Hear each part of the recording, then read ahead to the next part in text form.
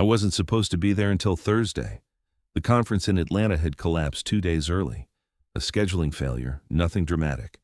I called no one. I just pointed the truck north and drove. The lake road was quiet the way it always is on a Tuesday afternoon. Pines, still water flickering through the tree gaps.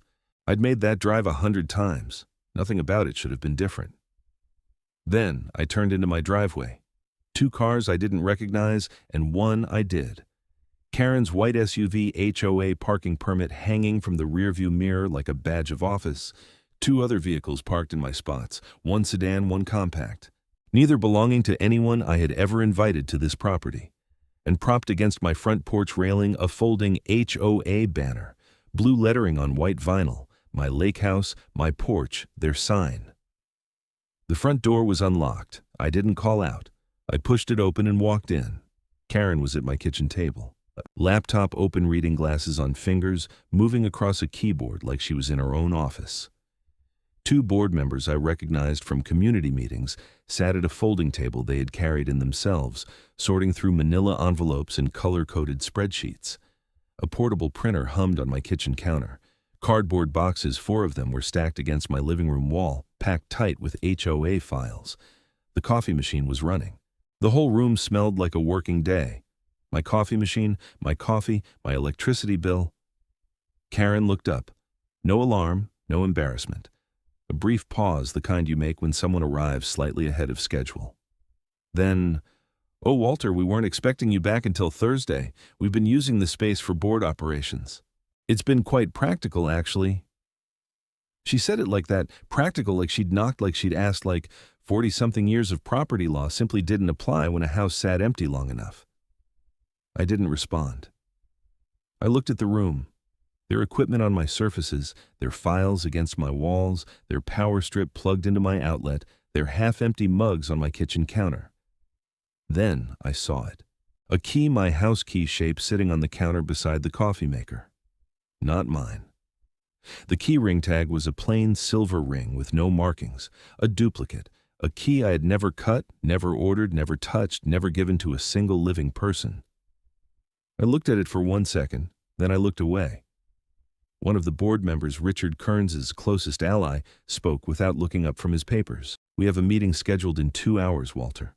We'd appreciate not being disrupted." In 40 years of owning property, no one had ever looked up at me in my own home as if I were the one who didn't belong. I kept my face neutral. I'd gotten good at that over the years. The kind of neutral that doesn't cost you anything because you know how the next part goes. Karen set down her pen. She folded her hands on the table, the way she does at HOA meetings when she wants to signal that the discussion is already over. "The board voted on this," she said. "It was properly approved and minuted. We made practical use of available space while you weren't here. Not a question, not an apology." A statement of fact delivered by a woman who had been doing this long enough that she'd stop thinking of it as wrong. I turned toward the hallway. Near the thermostat, there's a small panel, my security system status display. I'd installed the full system 18 months ago. Cameras, motion sensors, remote monitoring. Partly for insurance, partly because I spent enough time away from this property that I wanted eyes on it when I wasn't around. The green indicator light was on recording. Had been recording since the moment I pulled into the driveway. Had been recording, I suspected, for quite a lot longer than that. I turned back to Karen. "I see," I said. "I'll need you all to wrap up and leave. Nothing more." I walked to the front door and stood there. Karen's composure didn't waver. "We'll send you a formal notice explaining the board's position," she said, already closing her laptop.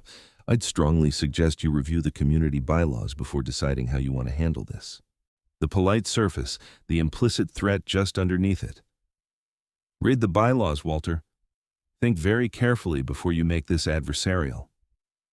I held the door and said nothing. They had turned my private lake house into their operational headquarters, their printer, their files, their coffee, their schedule. And they had done it so comfortably for so long that Karen hadn't even thought to look surprised when I walked in. I looked at that key sitting on my counter, a key I had never given to a single person, a key that had no right to exist, and I understood exactly what kind of problem Karen had just made for herself. I bought the lake house 12 years ago.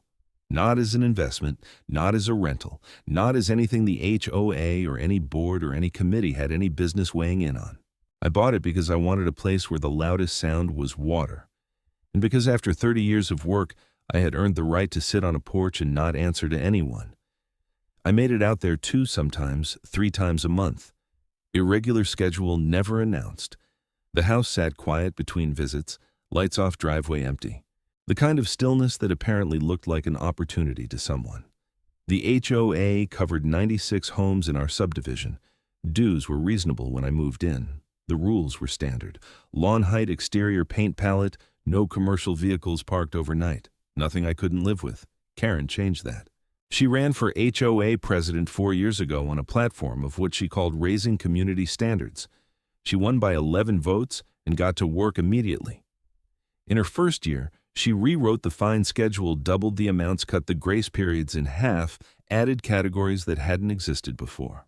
Misaligned mailbox post, unapproved seasonal wreath garbage bin, visible from the street after 6 p.m. on collection day. I'm not exaggerating. That last one was a real fine $40 first offense. In her second year, she pushed out 2 independent board members and replaced them with people who voted the way she told them to. In her third year, she created something she called the Administrative Operations Committee, a subcommittee with language so broad it could authorize almost anything if you read it the way Karen read it, which was the only way Karen read anything. The community had learned by then how this worked. You either complied or you fought, and fighting cost more than complying. 3 families had liens placed on their homes over unpaid fines. An elderly couple 2 streets over came within 30 days of foreclosure over a landscaping dispute Karen had escalated until they simply ran out of money to respond. Most people paid and said nothing. I heard about these things. I shook my head. I told myself it wasn't my fight. I know how that sounds now. My relationship with Karen had been what I'd call functional. She knew I paid my dues, and she knew I wasn't around enough to be worth targeting. At community meetings, she would occasionally make remarks about homeowners who treated their properties as occasional conveniences rather than community investments. Things about space going to waste while the community had real operational needs. I filed those comments away without fully understanding what she was already planning. 8 months before I walked into my Lakehouse and found her at my kitchen table, there was a routine HOA board meeting. I wasn't there. The meeting minutes showed 11 agenda items. The first 10 were routine. The 11th was buried at the bottom item, 11C, Administrative Resource Utilization Approval of temporary community space for board operations pending permanent facility assessment. No address given, no property identified, no homeowner named, no consent referenced. Karen's block voted yes 4-1. Motion passed. It went into the official record under HOA letterhead with Karen's signature at the bottom. That was the document she was planning to hand me. That was the paper she believed made everything she'd done not just acceptable, but authorized. She had written herself a permission slip, signed it herself, and decided that was the same thing as asking. I didn't know any of this the evening I drove back to my primary residence. All I knew was that I had found 3 people running an office out of my kitchen with a key I had never given anyone. I called Martin, 31 years as a real estate attorney before he retired. We'd known each other long enough that he picked up without a greeting. I told him what I'd found, the cars, the equipment, Karen's explanation about the board vote. He let me finish. Then, that motion is legally worthless, Walter. A HOA cannot occupy private member property without the owner's written consent. No internal vote changes that. What you're describing is criminal trespass. Start documenting. That was all I needed to hear. I sat in my kitchen and thought about that agenda item, the vague language, the missing address, the homeowner who was never consulted. Karen had been very careful about what she put in writing. She had also been very careless about what she left on camera. I went back the next morning. I drove out before 7 o'clock, parked down the lake road, and walked the last quarter mile on foot. I wasn't in a hurry. I just wanted to arrive before anyone expected me. The driveway was already full. Karen's white SUV Richard sedan, the third car from the day before. Same configuration as yesterday. Lights on inside. The portable printer visible through the side window already running. They hadn't missed a beat. I walked to the front door and pushed it open, still unlocked. My house, my door. I don't knock on my own door. The room was set up exactly as they'd left it. Karen at the kitchen table, laptop open, Richard at the folding table, papers spread wide. The third board member near the wall pulling documents from one of the cardboard boxes stacked against my baseboard. The coffee machine running again, filling the kitchen with a smell that had stopped feeling like mine. Before anyone spoke, I took out my phone. I photographed the room slowly, methodically. The laptop on my kitchen table, the printer on my counter, the boxes against my living room wall. Richard at the folding table he'd carried into my home. Karen's leather bag hanging from the back of my chair. I worked around the room's perimeter without rushing, without explaining, without looking up. Karen watched me with the controlled version of irritation, the expression of someone who has decided something is mildly tedious rather than worth addressing. Richard looked up from his papers. "What exactly are you doing, documenting?" I said. When I had everything I needed, I set the phone face down on the counter and turned to face the room. "This is private property," I said. "You don't have my permission to be here. I need you all to leave." Karen closed her laptop. She reached into the leather folio beside her and produced a single sheet of paper. She placed it on the table in front of me and slid it across with 2 fingers. HOA, letterhead, meeting minutes. Her signature at the bottom dated 8 months ago. The board voted to designate this space for administrative operations during periods of owner absence, she said. These are authorized community operations properly approved and minuted. "You're welcome to read the resolution." I picked it up. Item 11, C. Administrative Resource Utilization. Approval of temporary community space for board operations. No address, no property description, no homeowner consent, just Karen's signature and a date from 8 months ago. A homeowner's deed supersedes any internal HOA resolution. That's not ambiguous. What Karen had just handed me was a document that recorded in her own handwriting on an official date exactly what she had decided to do with my property without once asking me. I set it back down on the table. I didn't push it toward her. I kept my hand resting on it. Richard spoke before I could say anything. "Walter?" His tone had shifted. The surface irritation from the day before replaced by something more deliberate, more practiced. "The board has authority to levy fines for interference with authorized community operations. If you're going to make this adversarial, there will be financial consequences, significant ones." Karen followed a half-beat later, her voice smooth and even. "You've been absent so frequently. We simply made practical use of available space. I'd hate for a minor misunderstanding to grow into something neither of us wants." Both sides of the offer were clear. Accept the framing, absorb the inconvenience, pay nothing and fight no one. Or don't and find out what significant means in dollar terms with a lien attached. I looked at Karen for a moment, then at Richard. Then I picked up the meeting, minutes, folded them once and put them in my jacket pocket. Then I walked to the front door and held it open. "I'd like everyone out of my property in the next 15 minutes, I said. "Thank you." I waited. They packed up with the deliberate slowness of people determined to leave on their own terms rather than yours. Laptops into bags, papers squared and sleeved. The folding table came down with a series of loud mechanical clicks that seemed chosen for effect. Nobody spoke. Nobody looked at me. Karen looked at me the entire time, calm, composed, the steady gaze of someone who has already decided this isn't finished. She was right about that. As she neared the door, she stopped at the kitchen counter. The copied key was still there, the duplicate with the plain silver ring tag sitting exactly where it had been the day before. She picked it up without slowing her stride and dropped it into her coat pocket. No hesitation, no glance in my direction, the casual ease of someone pocketing their own property on the way out of their own space. I watched her do it. I said nothing. I noted everything. At the door without turning back. "We'll be in touch, Walter. I'd strongly suggest reviewing the community bylaws before you decide how to respond to the board's notice." Then they were gone. I stood in my own living room. The folding table had left compression marks in my carpet. The printer outlet was still warm. The boxes had scuffed the paint along the baseboard in a long, pale streak. I could see exactly where each one had sat. I picked up my phone from the counter, opened the photos, scrolled through them slowly. The laptop, the printer, the boxes, the equipment, the faces, the bag hanging from my chair. Then I looked at the counter where the key had been. She'd taken it off my counter and walked out with it like it was hers to keep. That key had never been mine to give in the first place. The security system had been installed 18 months ago. I'd set it up through a home monitoring company. Cameras at the front door, the side entrance, and one covering the driveway from the corner of the porch eave. Not visible from the street, not something a casual visitor would think to look for. I'd done it for insurance purposes mostly, and because I spend enough time away from this property that I wanted eyes on it when I wasn't around. I hadn't thought about it once since Karen told me my absence had been practical.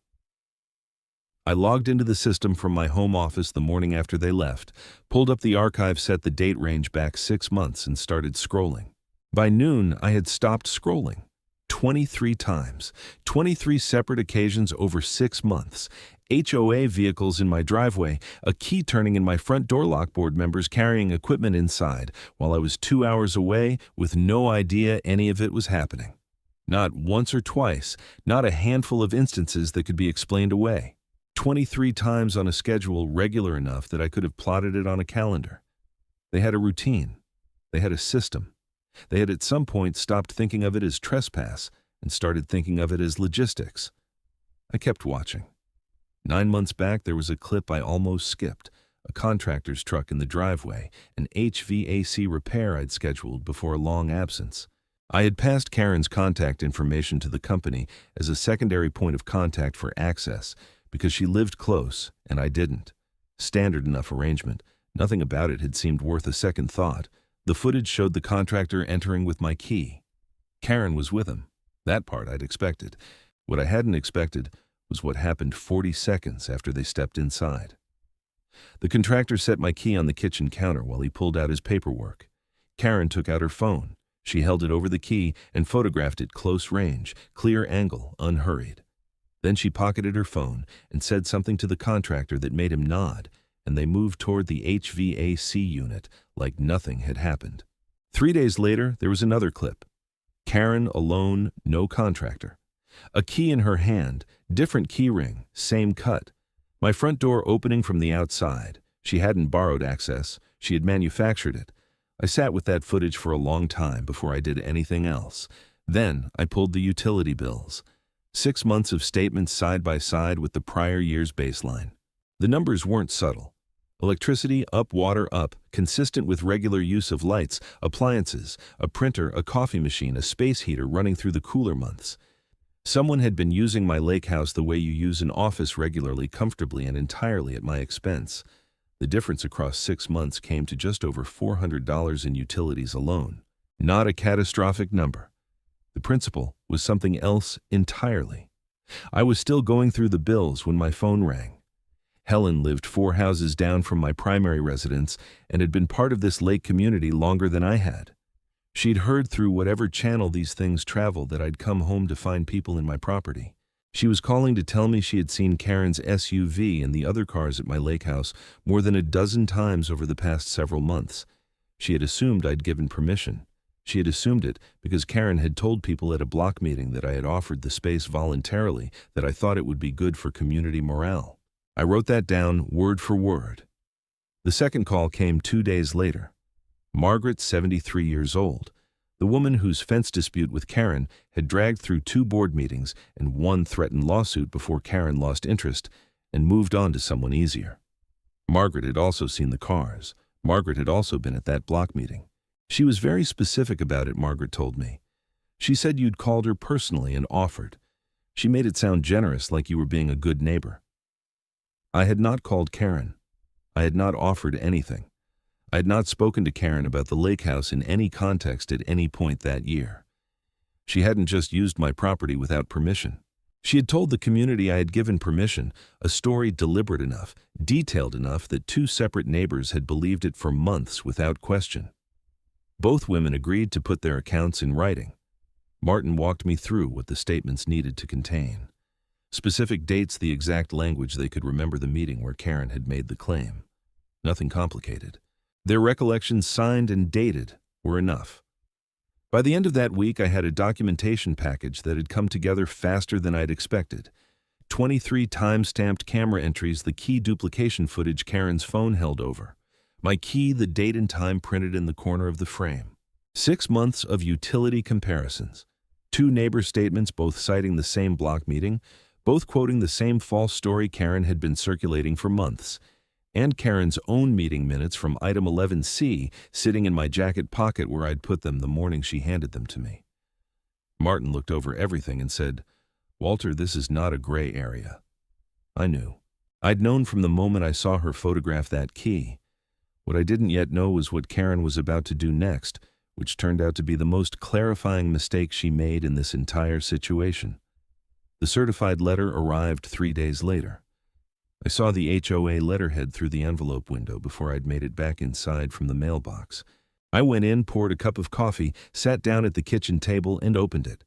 It was from an attorney. 3 pages firm, letterhead dense paragraphs. I read it twice. According to the letter, I had interfered with authorized HOA administrative operations on duly approved community premises. I had created a hostile environment for board members engaged in lawful duties. I was in violation of multiple HOA cooperation bylaws cited by section number throughout in the way section numbers get cited when someone wants a document to look more authoritative than it is. Page 2. The number $4,500. Fines for disruption of authorized community use, itemized across 4 categories I had never heard of before. Payment due within 30 days. Failure to pay would result in placement of a lien on my primary residence within the community. My primary residence, not the Lakehouse, my home.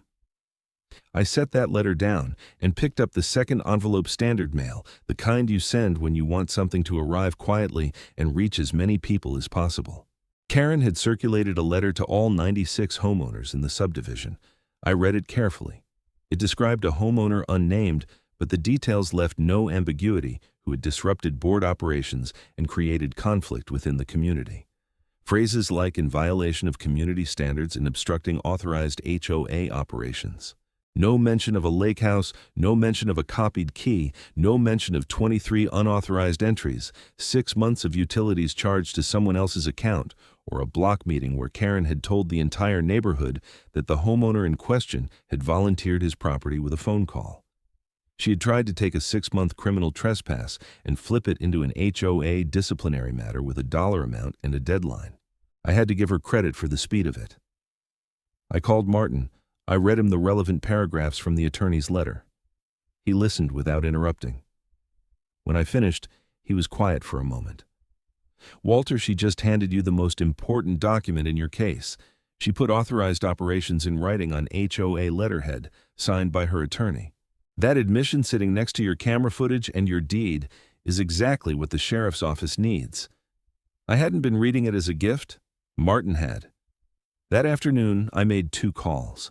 First, the county sheriff's non-emergency line formal trespass complaint. I submitted everything: the camera footage archive, the key duplication clip with its timestamp, the utility comparisons, Helen and Margaret's written statements, Karen's item 11C meeting minutes, my property deed, and Karen's attorney's letter with its authorized community operations language sitting in paragraph 1. The deputy walked me through intake. At the end, he gave me a case number. Second, the county DA's office.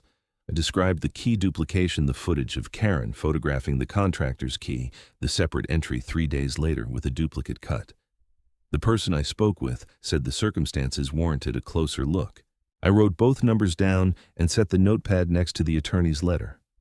I was not going to pay the $4,500. I was not going to respond to Karen's attorney.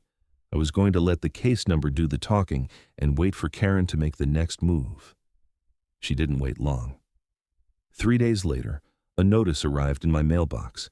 Standard HOA stationery. Karen's name at the bottom. An emergency community meeting had been called. All homeowners were strongly encouraged to attend. The agenda item listed in a single line: community standards and board operations update. No mention of my name, no mention of a lake house, no mention of a trespass complaint filed with the county sheriff's office, a case number assigned, a DA inquiry opened. Karen was going to stand in front of 96 homeowners and tell her version of this story before I had the chance to tell mine. I looked at the notice for a moment, then I wrote down the meeting date and circled it. Karen thought she'd sent me a warning, She'd actually handed me the one document that made everything I had bulletproof signed, dated, and on official HOA letterhead. The community center held about 120 people when you pushed the chairs together. On the night of Karen's emergency meeting, 96 homeowners had been invited, and from what I could see when I arrived, most of them had come. The room was already arranged rows of folding chairs facing a long table at the front. Karen sat at the center with her full board on either side, Richard to her left, the two quieter members to her right. The HOA's attorney sat slightly apart, yellow legal pad, open pen already moving. A projector screen had been pulled down behind them, white and blank. It was a performance. The arrangement said so before anyone had spoken a word. I took a seat near the back and set my folder on my lap. Karen had not seen me yet. She opened the meeting precisely on time. There was something almost admirable about how composed she was. Posture, straight voice, steady. The practiced ease of someone who had run hundreds of these meetings and understood that confidence is its own kind of argument. She welcomed everyone, thanked them for coming on short notice, and explained that the board felt it was important to address recent events directly as a community. She used the word transparently twice in her opening paragraph. The presentation was polished. Slides appeared on the screen behind her, timeline graphics, bylaw citations. The text of Item 11C displayed in clean font. She walked the room through the administrative situation the board had been navigating. A need for operational space. A member property that sat largely unused for extended periods. A board motion properly voted, properly minuted. A solution arrived at thoughtfully in the interest of the community. Then she got to me. She didn't use my name. She referred to a homeowner who had returned unexpectedly and responded in a way that had disrupted board operations. She described the morning I had photographed the room as an act of intimidation, my request that they leave interference with lawful community functions. She noted with what sounded like genuine regret that the homeowner in question had chosen to escalate rather than to communicate. Several people in the room were nodding. The slow following nod of people who had received one letter, had one version of events, and were hearing it confirmed by the person they had elected to run their community. Karen had given them this version first. That had always been her advantage. She had not anticipated that I would be in the room to watch her use it. I saw her notice me at the 7-minute mark. Her eyes moving across the rows during a pause, landing on the back corner. A brief recalibration, and then back to the screen. Her composure held. She didn't miss a beat. Richard to her left followed her gaze and found me, and his expression was considerably less controlled than hers. She finished her prepared remarks and opened the floor. A few homeowners asked questions about the fine schedule, about the timeline for finding alternative office space. Karen answered each one with the patience of someone who had prepared for exactly these questions. The attorney made notes, said nothing. Then Karen looked toward the back. "Walter," she said, "since you're here, the board is happy to give you a moment to address the community if you'd like." Said with the graciousness of someone who believes they have already won. The magnanimous invitation, the open hand. I stood up. I looked at the attorney first, then at Karen, then I let my eyes move across the rows. 96 homeowners, people who lived on the same streets I had lived on for 12 years, people who had received 2 different letters this week and were still working out what to believe. "Thank you, Karen," I said. "I do have some things I'd like the community to see. I just want to make sure this is the right setting and that everyone here is comfortable with full transparency." I held the attorney's gaze when I said that last part. His pen stopped moving. Karen didn't hesitate. The word transparent had been in her script all evening. She wasn't going to retreat from it now, not in front of 96 witnesses with a projector screen behind her. "Please, Walter, we have absolutely nothing to hide. This community deserves full transparency." 96 people heard it. "Thank you," I said. Then I sat back down. I opened the folder on my lap, looked at what was inside, closed it again, set it on the seat beside me, and said nothing more for the rest of the meeting. I watched Karen watch me do it. I watched her try to read the contents of that folder from 30 feet away. I watched her decide she couldn't and settle back into her closing remarks with the careful steadiness of someone who has almost convinced herself that whatever was in there couldn't matter. The meeting ended. Karen thanked the room. Some people left immediately. Others stayed near the front to speak with board members. A few homeowners passed me on the way to the door with the uncertain measuring look of people who have heard two versions of something and are still choosing between them. Karen gathered her materials at the front table. She did not look at me again. The attorney left without speaking to anyone. Outside, the parking lot emptied quickly in the cold. I sat in my truck for a moment before starting the engine.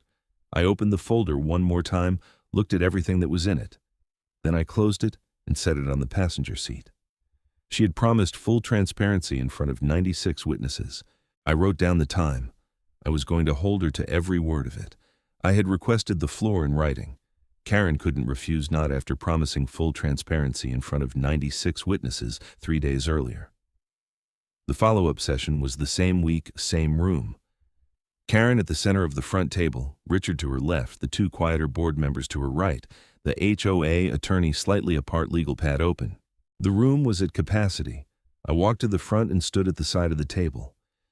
Karen, I said, you promised this community full transparency. I'd like to honor that. I placed a single document on the table where everyone could see it.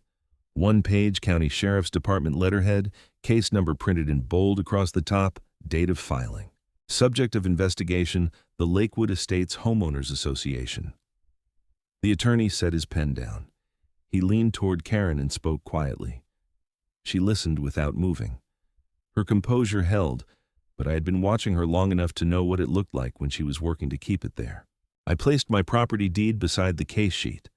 This is the deed to the Lakehouse. It is mine.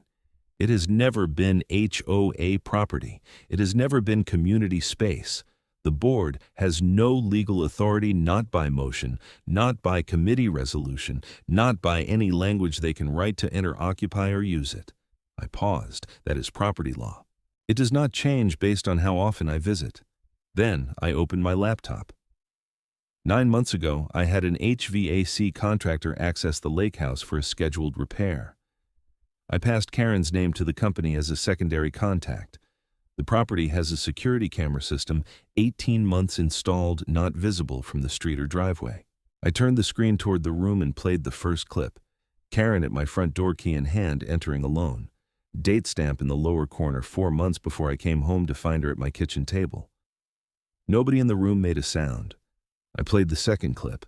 Karen and 2 board members carrying equipment through my front door. The folding table angled through the entrance boxes stacked in their arms. Then the third. Karen standing at my kitchen counter, her phone held close over the contractor's key, photographing it unhurried. The contractor moving in the background toward the HVAC unit, unaware. I let the clip end. That is how they got a key I never gave to anyone. The system recorded 23 separate unauthorized entries over 6 months. A woman in the second row turned to her husband. 23 times. Not a question directed at me, just the number landing out loud the way numbers do when they're bigger than people expected. From the center of the room, a man's voice. How long did she tell us he'd agreed to this, Helen, without standing since March? She said it at the March meeting. I held up Karen's certified letter, the one her attorney had sent me, and read one line. Interference with authorized HOA administrative operations on duly approved community premises. Then Karen's attorney put that language on official letterhead, signed it, and mailed it to me. The sheriff's office found it sufficient combined with the footage to open a criminal trespass investigation. That case number is on the sheet in front of you. The attorney closed his legal pad and put it in his bag. Karen's voice came in quickly. The motion was legitimately passed. The board voted it was properly minuted. Helen spoke from her seat evenly. Show us the bylaw. Show us where it says a board can let itself into a member's private home. Silence. Karen looked at her attorney. The attorney had both hands on his bag. I picked up Helen and Margaret's written statements and held them so the room could see 2 signatures on 2 separate sheets. I read one line from Margaret's account. Karen told us at the March block meeting that Walter had called her personally and offered the space. She said he thought it would be good for community morale. I set them on the table. I did not call Karen. I did not offer anything. She told this community I had given permission at a meeting in front of your neighbors while she was already 11 months into using a key she had duplicated from a photograph she took on her phone. The board member on Karen's far right, the woman who had barely spoken in any meeting I had attended, closed her binder slowly. She set her hands flat on the table and did not look up again. Richard's chair was no longer aligned with the others. It had drifted 6 inches, maybe 8, back from Karen's side of the table. He said nothing. He didn't need to. Karen straightened. Walter, you were rarely even there. The space was sitting empty. It seemed like a reasonable. The deed doesn't care how often I visit. 3 people in the room said it quietly, almost under their breath. Then another voice from somewhere near the back. She said the same thing about the Hendersons' fence, that the board had authority. She just kept saying it until the Hendersons couldn't afford to argue anymore. A second voice. And the Petersons' driveway. Fine. A third, quieter. I paid $800 I didn't know because I was afraid of what would happen if I didn't. Karen opened her mouth, closed it. The side door opened. The deputy I had briefed that afternoon walked to the front without addressing the audience. He identified himself to Karen by name and informed her that she would be contacted for a formal statement regarding the act of trespassing investigation. He asked if she had legal representation present. Karen looked toward her attorney. I'll be in touch with your office, the attorney said to the deputy, not to Karen, and then he walked out through the main doors without looking back. The room watched him leave. Nobody filled the silence he left behind. I reached into the folder one final time and placed a photograph on the table facing the room. A still image printed from the security footage. Karen at my kitchen counter. Her phone held over the contractor's key, her expression focused, unhurried, certain. The moment she had decided my property was available for the taking. That key, I said, was never mine to give. She took it anyway. I closed the folder and sat down. Karen sat at the front of the room with Richard's chair pushed away from hers, the board member to her right staring at the table, her attorney gone, and a sheriff deputy standing quietly at the side door. She had no more slides, no more citations, no attorney leaning over to advise her. From somewhere in the middle of the room, one voice. She lied to us. She stood there and told us he agreed. Nobody contradicted it. For the first time in 4 years of running every meeting in that room, scheduling them, controlling them, using them to issue fines and settle scores and make people afraid of what happened if they pushed back, Karen had nothing left to say that anyone was going to believe. She sat there in the chair at the head of the table she had occupied for 4 years, and the room simply looked at her and waited. There was nothing left to wait for. The county DA's office contacted Karen's attorney 12 days after the community meeting. The charge was criminal trespass misdemeanor with a hearing date set for the following spring. The key duplication footage had done exactly what Martin said. It would elevated the case from a boundary dispute into something the DA's office couldn't quietly set aside. Photographing a homeowner's key with the deliberate intent to duplicate it, then using that duplicate to enter private property on 23 documented occasions, was not a gray area. It was a pattern. It had a timestamp. Karen's HOA attorney had already sent his withdrawal letter by then. 3 paragraphs firm, letterhead, citing a conflict of interest as the reason for the withdrawal, which was the professional way of saying that the case had gone somewhere he hadn't been told it would go when Karen first called him. I received a copy of that letter forwarded without comment by the new board. The community vote happened 10 days after the meeting. It wasn't called by the board, it was called by the homeowners, which was how I knew the room had finished shifting. 96 households, 81, voted to remove Karen as HOA president. The 2 board members who had separated from her during the second meeting, the woman who had closed her binder, and Richard who had pushed his chair back, both abstained rather than vote against her. The 2 who hadn't moved were voted out alongside her. 81-0 with 2 abstentions and 11 people who hadn't been able to attend or hadn't voted.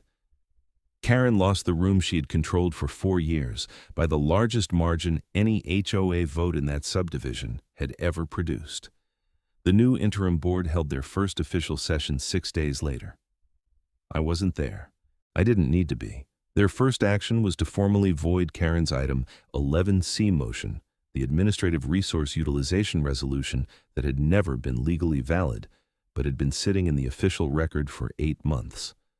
The motion was stricken from the minutes the record corrected, and a written statement issued to all 96 households explaining what had happened, how it had happened, and why it would not happen again. The statement included the word apology. It was addressed to me by name. Karen had never said that word once across the entire ordeal. The new board put it in writing on official letterhead and sent it to me by certified mail. I signed for it on a Tuesday morning and read it twice standing on my front porch. The HOA's insurance carrier handled the financial settlement. 6 months of elevated utilities, electricity, water, the heat that had run through the cooler months reimbursed in full, plus my legal consultation costs. Karen agreed to a separate personal restitution as part of avoiding a civil suit on top of the criminal matter. The amount was modest. The document she signed to acknowledge it was not. The $4,500 fine the board had demanded for disruption of authorized community use was formally voided in a separate letter. That one didn't include an apology. It didn't need to. The void was enough. The 3-year fine audit began the following month. The new board hired an outside reviewer to go through every fine Karen's administration had issued, the liens, the compliance fees, the escalated disputes that had cost people money they hadn't owed. Margaret was among the first homeowners contacted.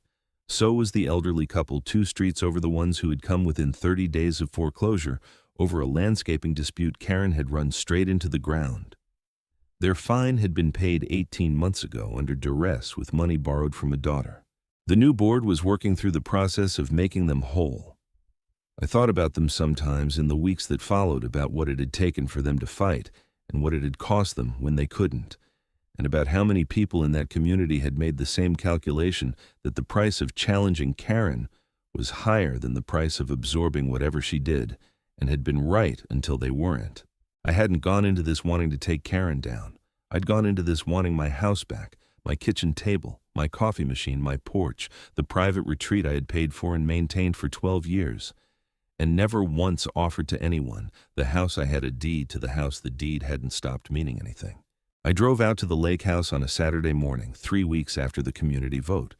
No particular reason, no scheduled visit, no trip I was returning from, no one expecting me, and no one I was checking up on.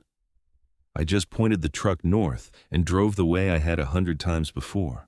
The driveway was empty. The front door was locked. I had replaced the locks the week after Karen pocketed the duplicate, a standard rekeying job. 40 minutes in a hardware store receipt.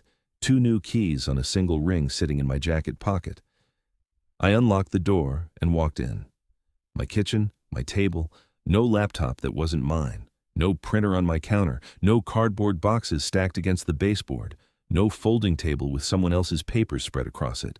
No HOA banner leaning against the porch railing outside. No voices in the hallway. No coffee made by someone else's hands in my machine. I put a pot on myself. While it brewed, I walked out onto the porch. The lake was still, that particular stillness that only happens on calm mornings before the wind picks up the surface flat enough to double the tree line on the opposite bank. I had missed this. Not in a dramatic way, just in the quiet, cumulative way. You miss something that has always been yours. I poured my coffee and sat down. I thought about the key photograph sitting in the sheriff's case file. I thought about the case number on a piece of county letterhead. I thought about the certified letter with the word apology on it, filed now in the same drawer as my deed. 40 years of owning property. Not once had I ever needed to remind anyone that a deed means something. I hope I never have to again.